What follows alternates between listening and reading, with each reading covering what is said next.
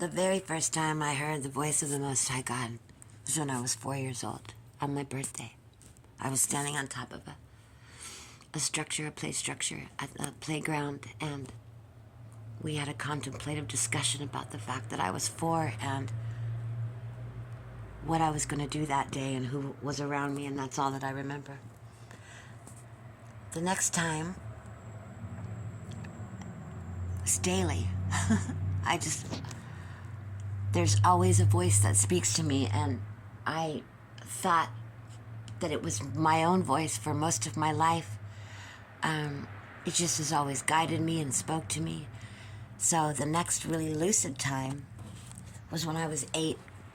I was watching TV, and I was staring at the screen, and suddenly I saw like lines and a grid and the static, and I knew in that moment, I felt that there were some sort of messages that were trying to dumb me down, coming towards my mind, or towards my psyche.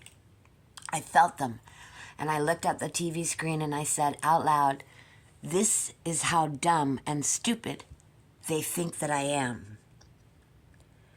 Then that moment passed. Then, fast forward to really the whole time after that, I began to dream.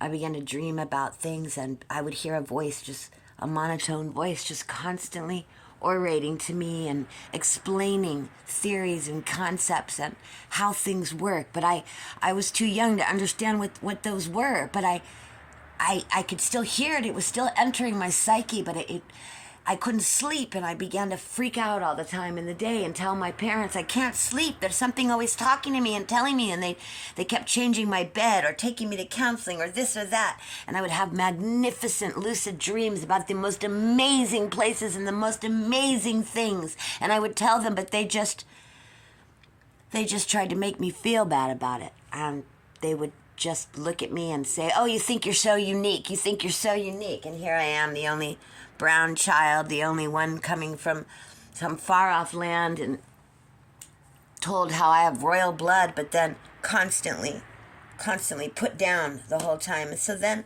but it didn't matter, because there's so much love in my heart, and I have such a huge imagination, and there's just so much energy inside of me, and so beautiful, and it just constantly feeds on itself in the most beautiful way, growing. I just water my own garden. I water my own garden in my mind. So then I had this dream that I had only been created to be the slave to this woman. And that was intense. And then I began to realize that I wasn't like them. And I would tell them, "I'm not like you. I am not like you. I ain't like you. I know one thing. I ain't like you." The way they look at me, you can't believe. Then, let's see. Then I was about 9 or 10, and I was sitting in my bedroom. And I used to like to, and I still do, I just like to think. I like to sit and contemplate. Now that I'm a grown woman and a high priestess, I understand the contemplation that I exist in. Anyway, when I was 9, I was sitting there, and I was looking at the sunlight, the rays of sunlight coming through the bedroom window, and I was sitting there under it, and the rays were just so intense coming down. It makes me want to cry when I think about it, because I know what it was. It was God. Anyways, the lights were coming down to me, and I could see dust. I could see all the particles of dust in the sunlight, in the streams of light, and I was just watching them. It was like in a magnificent show.